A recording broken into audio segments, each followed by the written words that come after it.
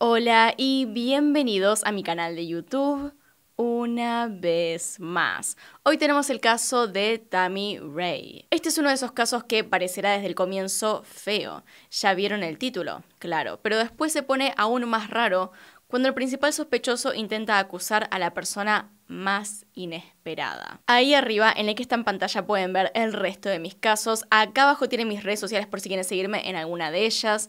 De hecho, ahí tienen mi Instagram también si quieren ver cosas de gatos como este post de acá o videos de mis gatas haciendo cosas. Les recomiendo que vayan a Instagram. Y sin nada más que decir, entonces, comencemos.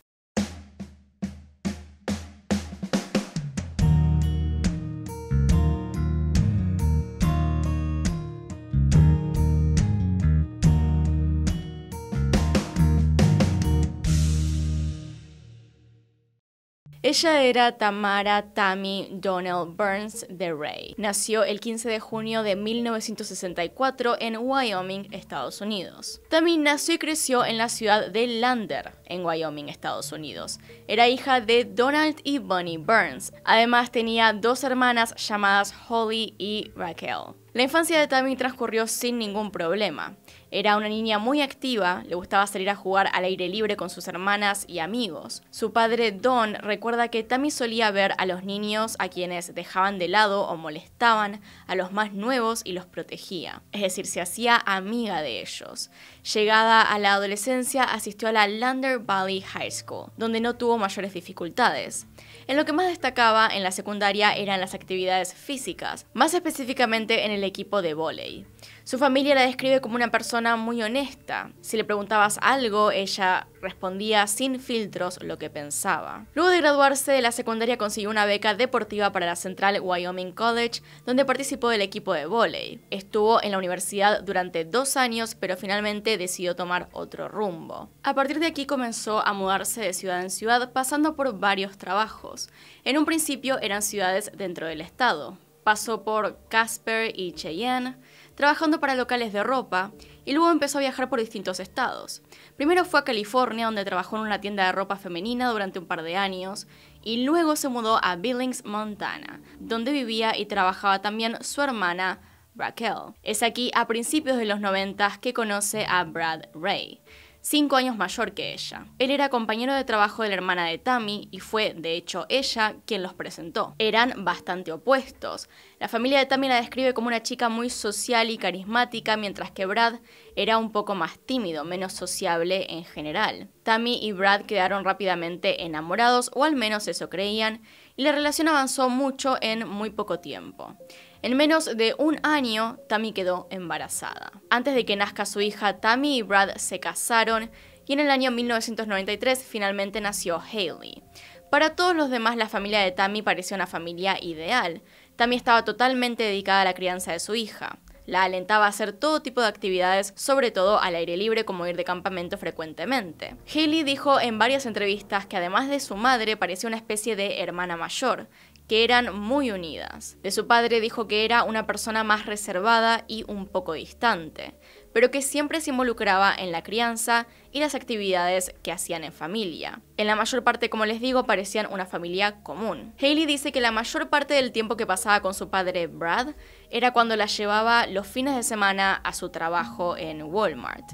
No es que hiciera nada en especial, simplemente la llevaba a trabajar con él y estaban dentro de la tienda. La familia estuvo 12 años viviendo en Montana hasta que en el año 2004 a Brad le salió una oportunidad para ocupar un puesto gerencial en un local de Walmart en Dakota del Sur. Esto era un gran cambio para la familia, pero también era una oportunidad para crecer, así que decidieron ir hasta Dakota, más específicamente en la ciudad de Pierre, donde también compraron una casa y se instalaron.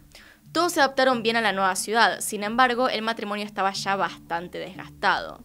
Desde hacía tiempo que Tammy y Brad no estaban conectados, y pese a que nunca había ejercido violencia física contra Tammy, Brad sí ejercía violencia verbal y psicológica contra ella. Según cuenta Hailey, su padre era una persona muy controladora todo el tiempo. Él veía constantemente qué estaba haciendo su esposa, desconfiaba de ella y la espiaba, para luego hacerla sentir culpable por cualquier cosa que hiciera que a él no le gustara o le pareciera bueno.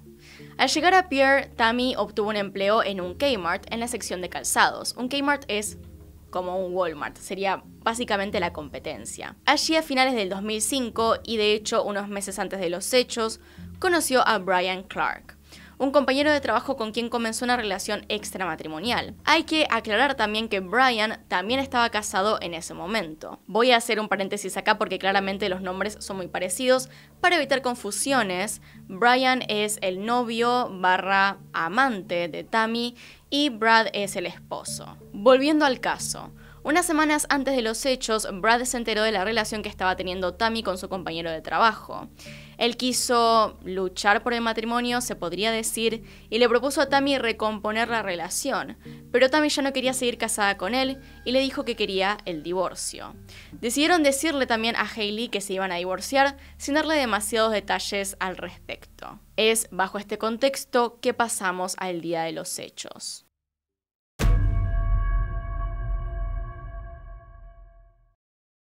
Tamara Ray tenía 41 años y vivía en Pierre junto con su esposo y su hija.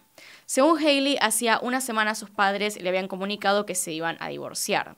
La noche anterior, Tammy había estado con Brian, luego regresó a su casa y fue a dar las buenas noches a Hailey como de costumbre.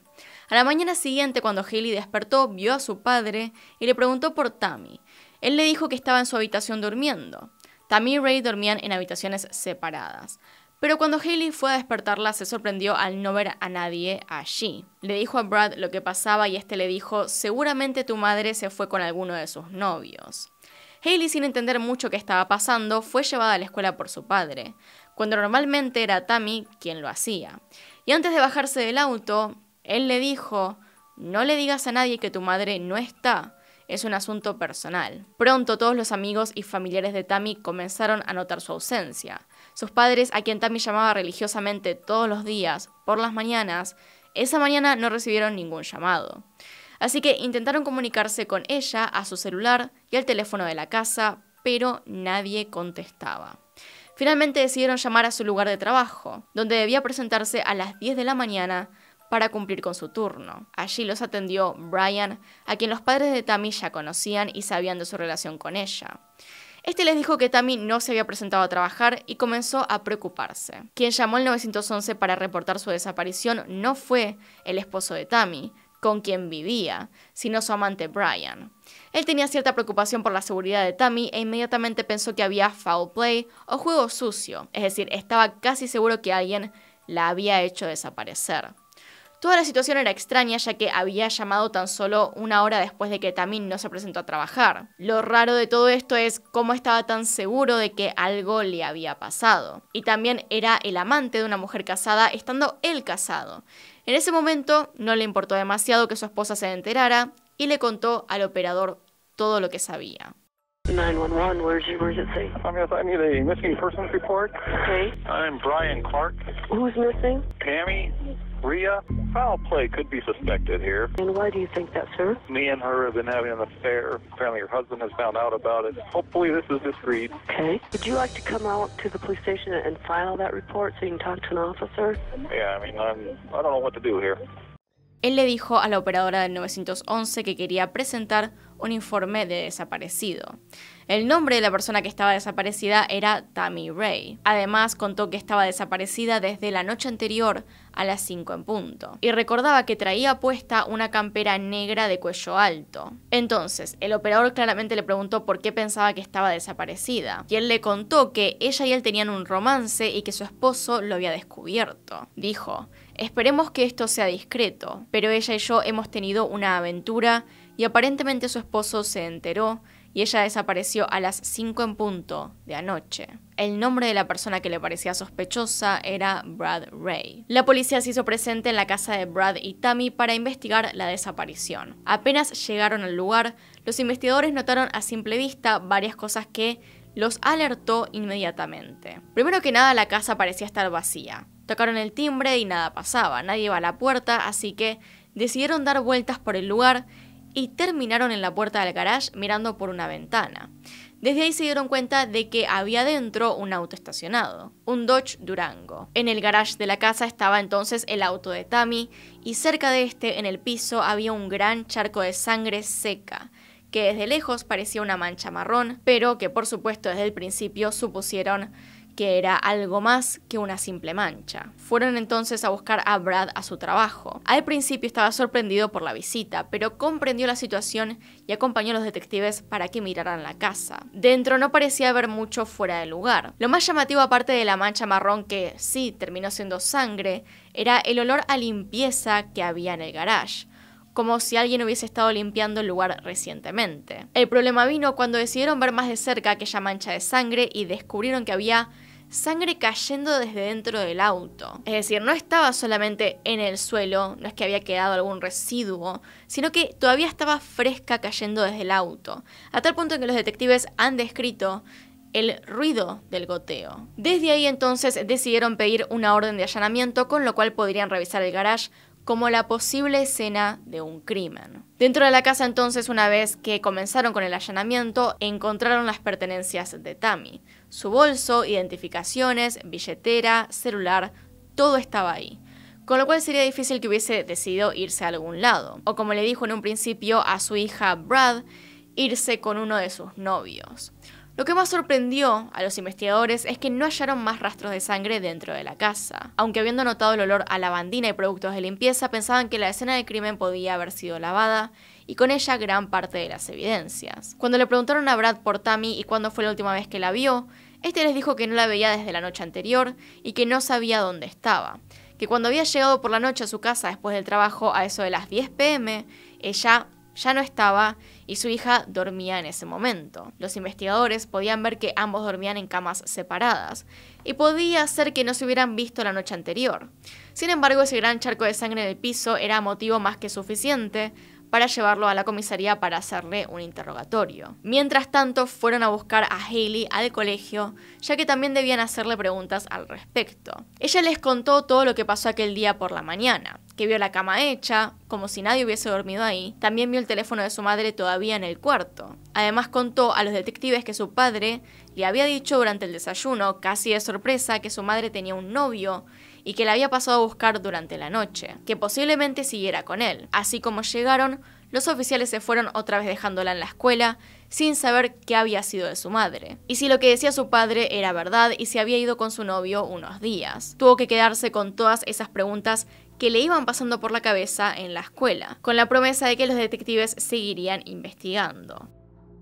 Después de clases tuvo que quedarse en una casa de acogida todavía sin saber qué era todo lo que estaba pasando, dónde estaba su madre y qué sería de su familia o de ella. Volviendo al interrogatorio del padre, en este Brad contó que vio a Tammy la noche anterior llegar a la casa en su auto, es decir, cambiando lo que había dicho inicialmente, y que se bajó de este e inmediatamente subió a otro coche que estaba ahí esperando. Brad dijo que creyó que este era el amante de Tammy, así que lo siguió por la autopista en el auto que más tarde se encontró en el garage. También contó que mientras manejaba, un policía de tránsito lo paró. Brad le dijo que estaba yendo a la tienda a comprar algo y que el auto no le funcionaba. Después de un tiempo de quedarse ahí parado haciendo que el auto no funcionaba, lo hizo andar y se fue. Para ese momento, según Brad, ya había perdido de vista al supuesto auto en el cual iban su esposa y el amante. Y cuando los detectives fueron a corroborar lo que estaba diciendo, esto era en parte verdad. Uno de los agentes de tránsito de esa noche lo confirmó y de hecho tenía grabada la conversación que tuvo con Brad. Todo esto tengan en cuenta que había pasado a eso de las 1:40 de la madrugada. Pese a esta coartada que en realidad no lo excusa de nada y solamente prueba que estaba en la autopista de noche y que alguien lo vio, aún había muchas incongruencias y preguntas sin contestar, sobre todo acerca del gran charco de sangre del cual Brad no dio ninguna explicación. Digo, ese había sido el auto en el cual él había supuestamente perseguido a su esposa, quien se había ido con otro hombre, al cual Brad estaba implicando como el posible asesino. Entonces, ¿cómo es que el auto ahora estaba manchado de sangre? ¿Cómo había pasado eso? Si él supuestamente volvió a su casa sin encontrarlos y se fue a dormir. Y lo peor es que la zona donde más olor a lavandina y desinfectante había era justamente dentro del vehículo. Es decir, alguna persona había intentado limpiar la escena de una manera muy mala. El detective que abrió la puerta del auto vio también remolinos como si alguna persona hubiese estado limpiando en un lugar específico. Le preguntaron también si quizá había tenido algún accidente con un animal porque era sangre fresca lo que había ahí, pero Brad negó haber hecho tal cosa. Entonces no había explicación. Él aseguraba no tener nada que ver con la sangre, ni con la desaparición de su esposa, y de hecho parecía muy cómodo con todo el hecho de que estuviera saliendo con otras personas. Eso es lo que aparentaba cuando hablaba con los oficiales. La realidad es que el hecho de que Brad nunca hubiese pedido ayuda a la policía, concentrándose únicamente en cómo quedaba él, les resultaba extraño.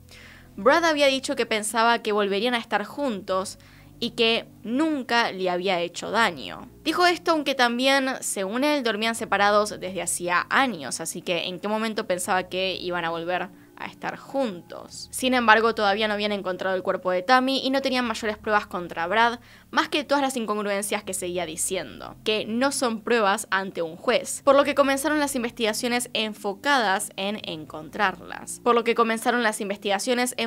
Encontrar pruebas reales. Mientras estaba detenido, Brad le decía a los investigadores que él era inocente, y dijo algunas cosas bastante curiosas. Le comentó a los investigadores que cuando encontraran el cuerpo de Tammy, descubrirían algo que los llevaría al verdadero culpable.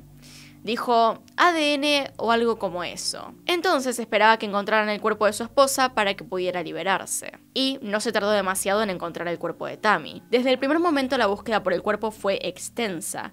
Querían encontrarlo antes de que algún animal lo hiciera y echara a perder cualquier prueba que pudieran encontrar. A este punto se podría decir que no tenían dudas de que alguien la había matado y que debía estar no muy lejos de ahí.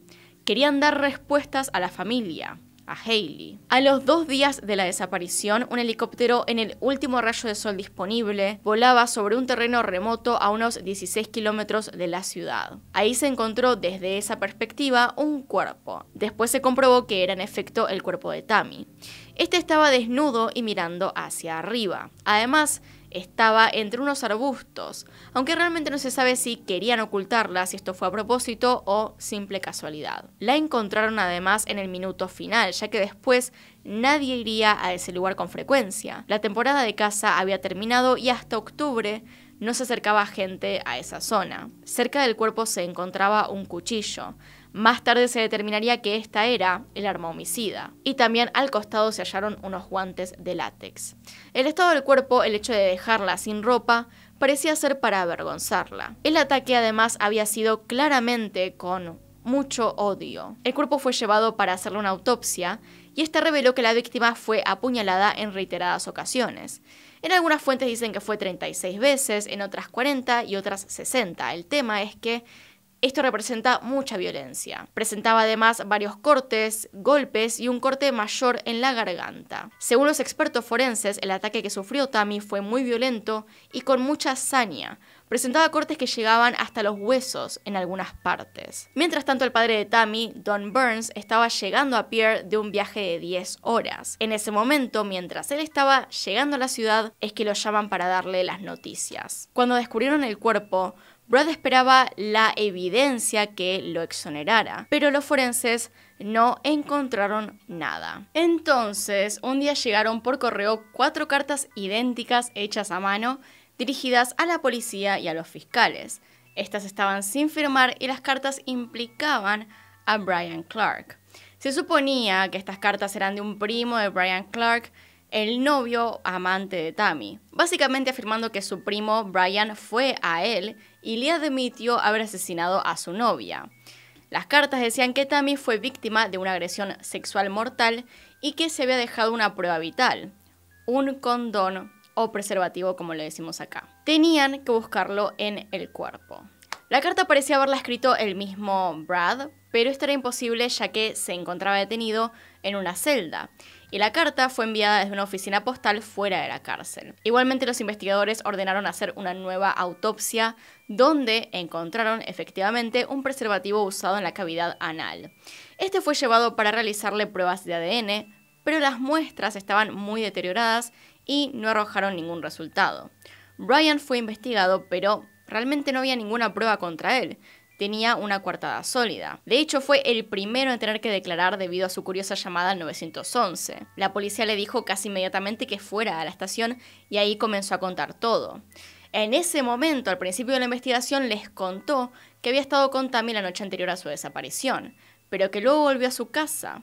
Su esposa confirmó su coartada y pese a que no sabía que Brian estaba teniendo una aventura, de hecho se enteró por los investigadores que la entrevistaron, ella les dijo que efectivamente Brian había pasado la noche con ella en su casa. De todas formas, esto ha pasado antes, esposas, amantes, parejas en general, mintiendo porque le creen al culpable, creen en su inocencia, así que no todo estaba dicho todavía. También en ese momento aseguró que la razón por la que sintió que algo estaba mal era porque Tammy no llegaba tarde al trabajo.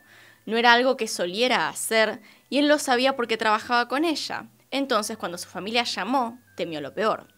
Lo único que le faltaba a los investigadores para poder llevar a juicio al esposo Brad era confirmar la escena del crimen en su casa, ya que todo había sido lavado y pese al gran charco de sangre que había en el garage y que luego de pruebas de ADN confirmaron que era la sangre de Tammy, aún no era suficiente. Es entonces que unos días después encontraron en bolsas de basura cerca de la casa de Brad unas bolsas con sábanas, frazadas, fundas para almohadas y una lona. Todos estos elementos llenos de sangre que luego de ser analizados daban coincidencia con el ADN de Tammy. Por otro lado, respecto a la carta que fue misteriosamente enviada por un supuesto primo de Brian, la policía ya sabía quién realmente había escrito las cartas y las había enviado, ya que desde un principio habían estado escuchando las llamadas que Brad hacía desde la celda que lo mantenía cautivo. Entre llamadas con su hermano Brett, le pidió que a la próxima visita que tuvieran llevara lápiz y papel para anotar algo.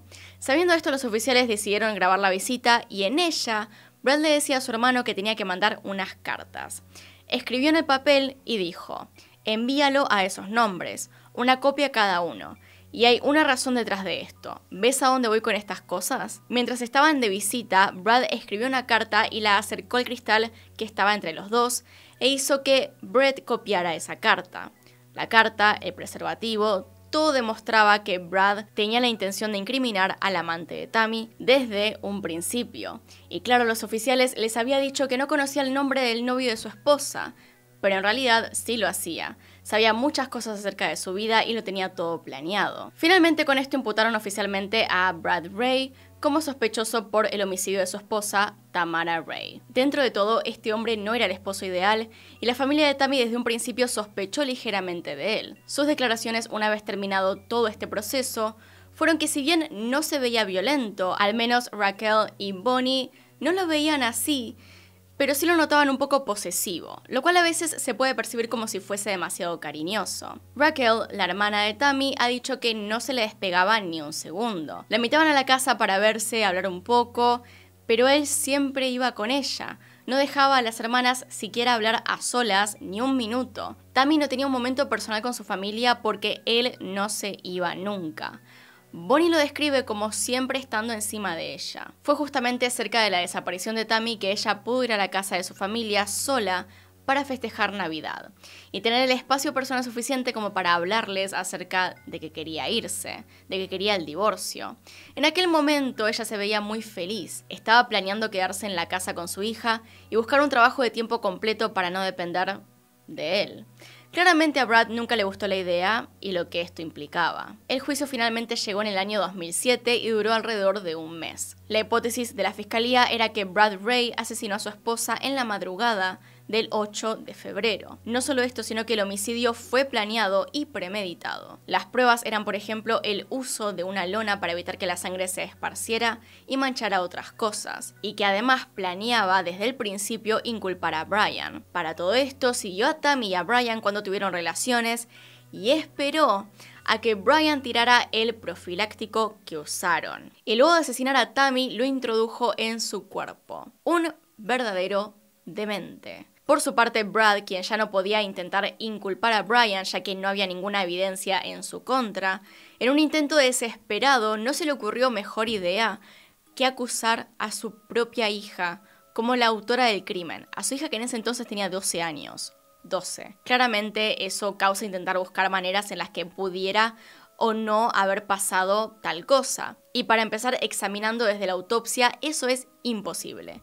Las heridas que tenía Tammy en el cuerpo eran demasiado profundas como para que Hayley, quien tenía de vuelta tan solo 12 años en ese momento, las hiciera. Lo que implica que ella fuera la que hizo toda esta maniobra en aquel momento a los 12 años de apuñalar a su madre, llevarla en un auto, limpiar dicho vehículo, la casa y todo lo que hubiera que limpiar, para después ir a la escuela sin un rasguño. Es un poco raro. Lo increíble es que su propio padre, en el afán de querer quedar libre, haya intentado siquiera culparla.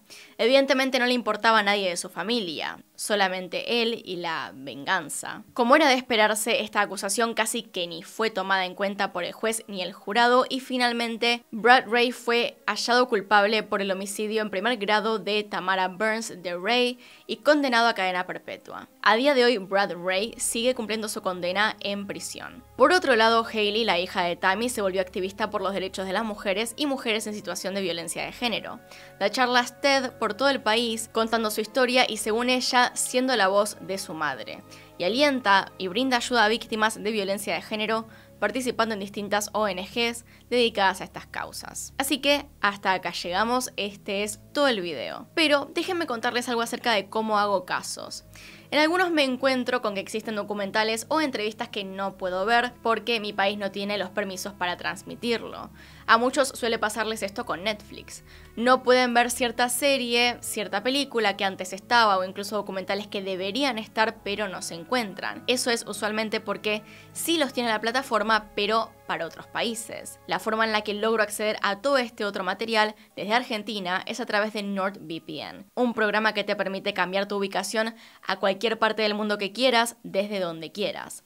Los invito a probarlo con mi código de descuento DinosaurBlogs. Les dejo el link a la página abajo junto con el cupón para que copien y peguen. Este es en verdad un programa que uso a diario cada vez que quiero investigar uno de estos casos porque muchos documentales no están y si están en YouTube están cortados con mala calidad, no puedo ver nada, no escucho nada. Los veo directamente en la página correspondiente de donde salieron con un VPN. Y si ustedes quieren hacer lo mismo, entonces en Netflix, en las páginas originales a las cuales no pueden acceder porque les aparece el error ese de que no corresponde a su zona, ahora pueden. Abajo en la descripción les dejo el link. Entonces, acá están mis Patreons y los miembros del canal. Gracias por apoyarme a través de esos medios. Y sin nada más que decir, acá tienen un video nuevo, acá tienen un video recomendado. Se pueden suscribir haciendo clic en mi cara y nos vemos en otro video. Adiós. No. No me interesa. Basta, deja de ser tan problemática.